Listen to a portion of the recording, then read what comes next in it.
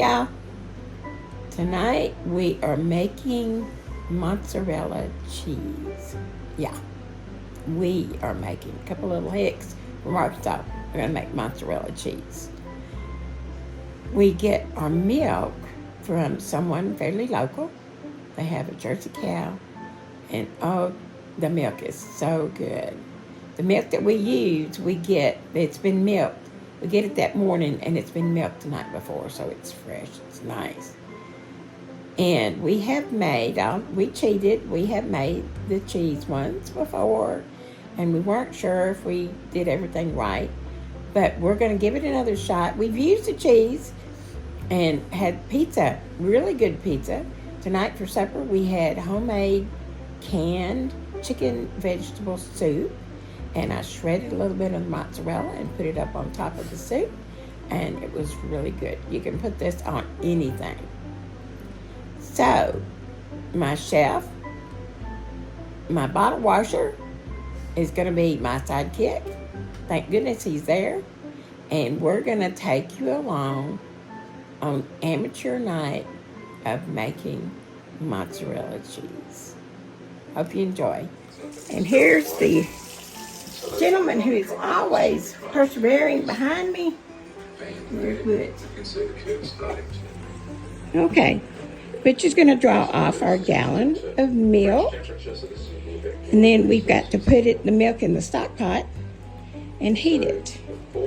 This is a handy little thing. I really do like it. We can take our milk that we get from the dairy and put it in there and draw it out as we need it.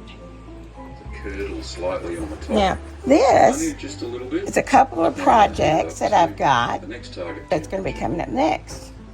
Got these little things. I am trying to grow some spices, and I've got some little bitty, let's see, there they are, little bitty.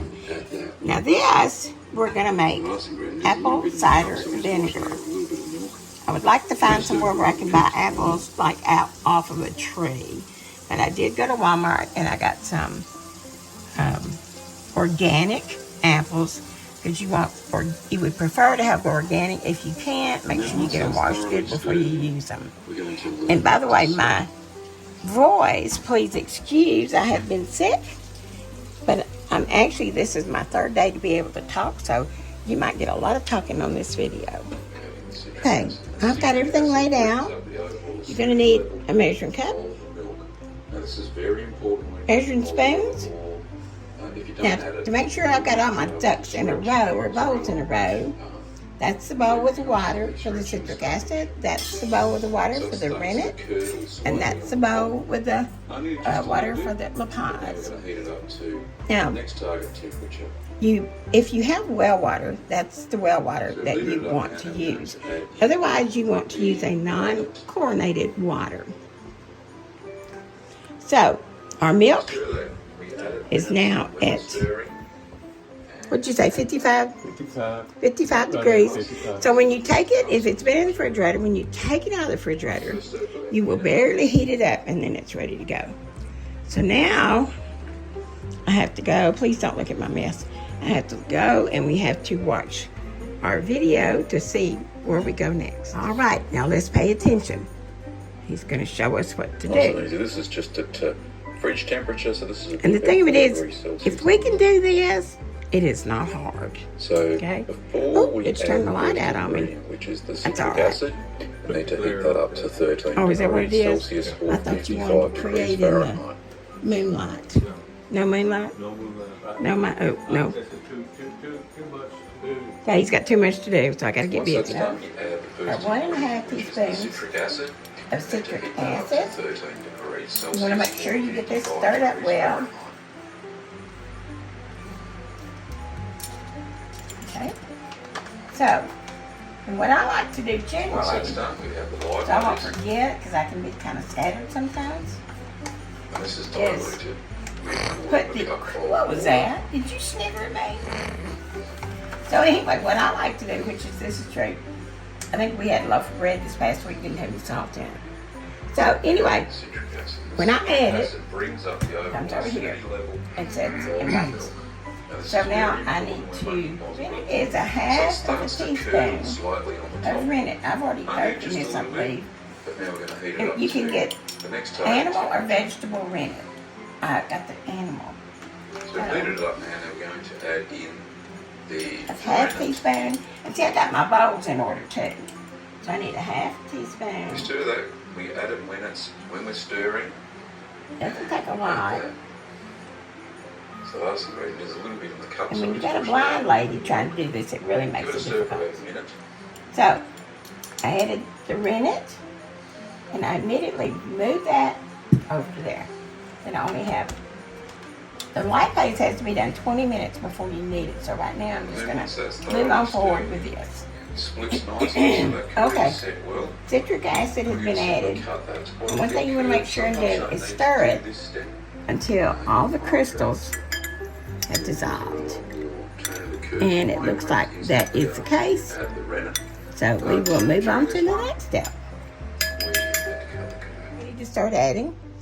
The temperature is supposed to be 50 degrees, but we'd have to put some ice in it right now for it to be 50 degrees. So he's added, and what this is the lipase or lipase. See, I already forgot how we're supposed to pronounce it. All right, set that.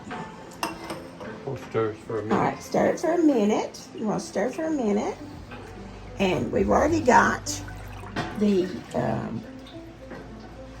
citric acid and everything else mixed up and ready to go. So the next step will be, now the one thing with the lipase, is you want to mix that up 20 minutes before you want to use it and have it ready. So now we're going to do step number 2, which is, what? Well, it's a minute. It's not been. I know, but I'm talking, I'm reading, it takes me a while to, Okay, it go takes ahead. me, yeah. Okay. So now you messed up my stride. Go ahead, I'm sorry. Yeah, you better be. You're the one's got to eat this. All right, now, after I was so rudely interrupted, step 2, you want to heat the milk to 55 degrees. Well, we've already done that, so we're like at 60. There's not much we can do about it. But, where are we? I've stirred for a minute. Okay, all right. He got it stirring in. So now we're going to add the citric acid. Citric acid is what causes it to help stretch. Now after we add the citric acid, let me zoom over here. I should really, let's see. The citric acid is right here. All right, so give it to my chef. Now you need to stir. What temperature is it supposed to be? Well, right now it needs to be where it is. Okay. After you add the citric acid, add it to 90 degrees, and then we'll be back.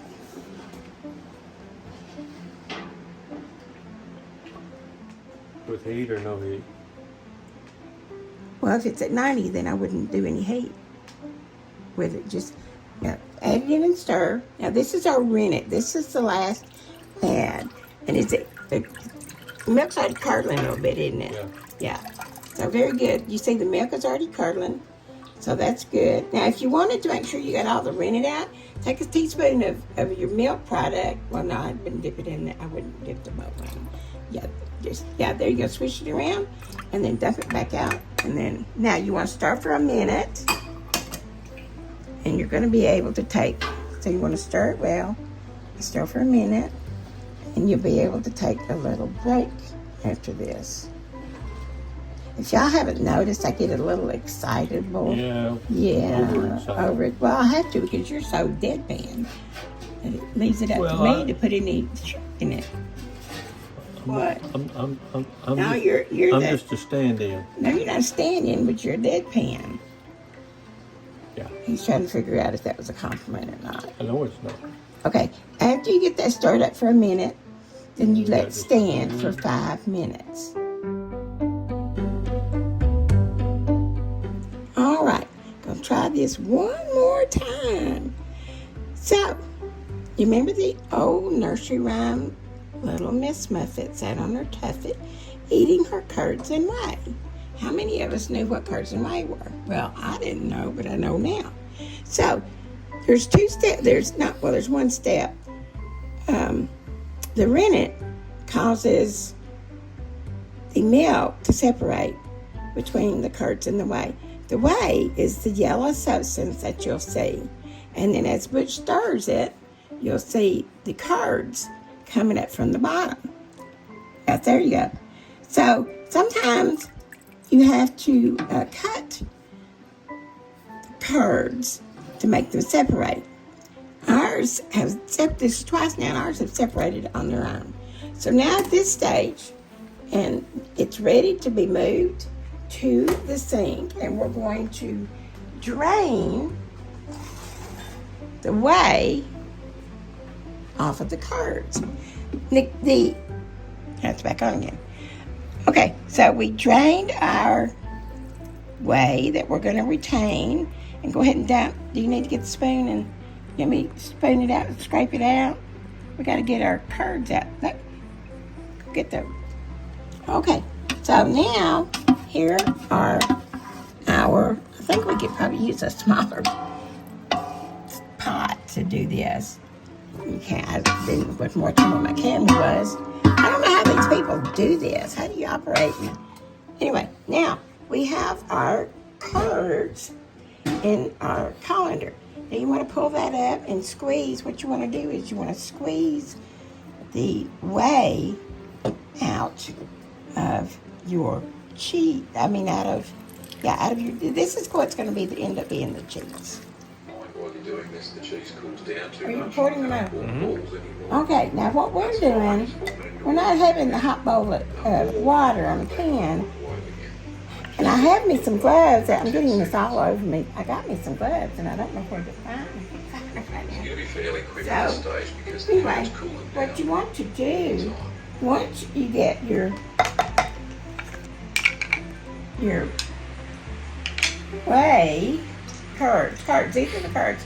Okay, and you want this warmed up. Now this is hot, so that's why I needed my gloves, so that I can stretch, because this is kind of like saltwater taffy. The more you stretch it, the better it gets, but you also need it hot. So what I'm doing, now folks, we do not know what we're doing. Make sure you watch other YouTubers that do this and know what they're doing. I'm just showing you that this is something that is possible to do if you would like to try. Or who knows, you might need cheese and the grocery store doesn't have any. So I just use those and then stretch this. The more you stretch it during this stage, the stretchier it'll be on that hot pizza that you make. Or on top of that hamburger. Or on top of that hamburger. Or we had some Or chili. lunch today. We had homemade vegetables too. That was canned. And I shaved a little and sprinkled that on top. So the white that you see coming out is more of the whey that is coming out. So that's a good thing. He's more interested in listening to than I am. Oh, I don't He's want got a nicer voice. So, but anyway, now salting adding spices, folks. You can add any kind of spice that you want to do this stuff. You can add all kinds of stuff to make it taste the way you want. So I'm gonna dump this and get me some. And what I do, people that make this stuff, they put it in this hot pan of water. And the hotter the water, actually, the better. But my hands are red as they can be. So you do it however you need to do it. And this stuff will turn out, you can still, I'm making a mess. It doesn't make any difference. This is something that Rich and I are doing together. It's kind of fun. As long as he'll listen to me, we'll do okay. It's when he won't shut up that it's a little, So I'm just going to keep working the cheese, and then we got to salt it. And then we'll be ready to put it up.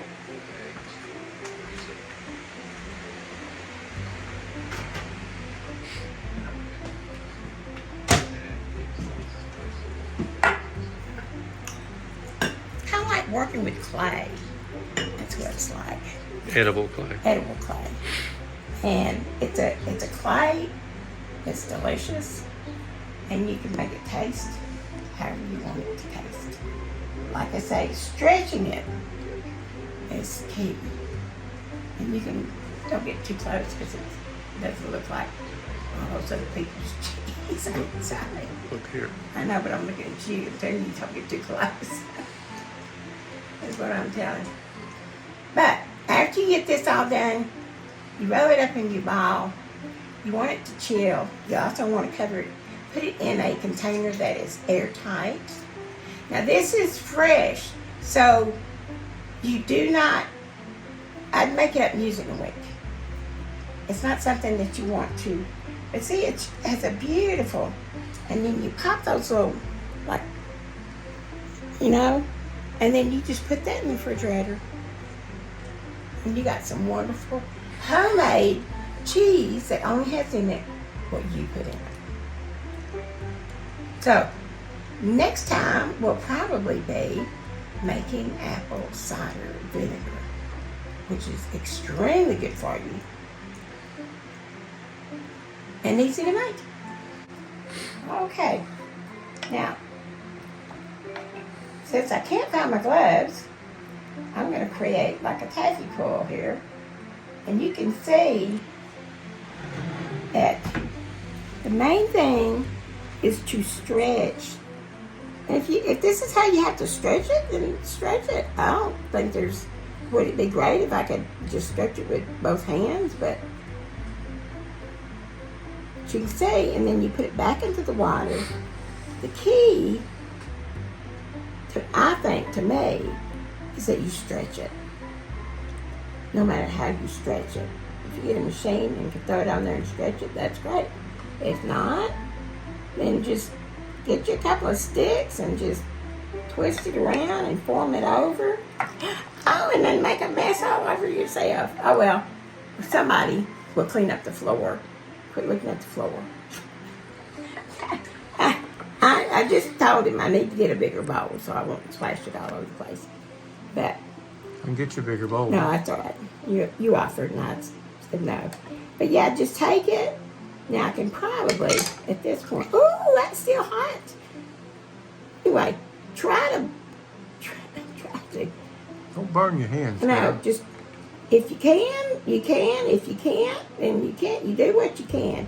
Do the best job you can. And just stretch it as much as you can. However you have to stretch it.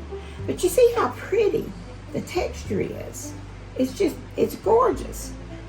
And think about making a big old pot of lasagna. And you shred that on there or slice it up.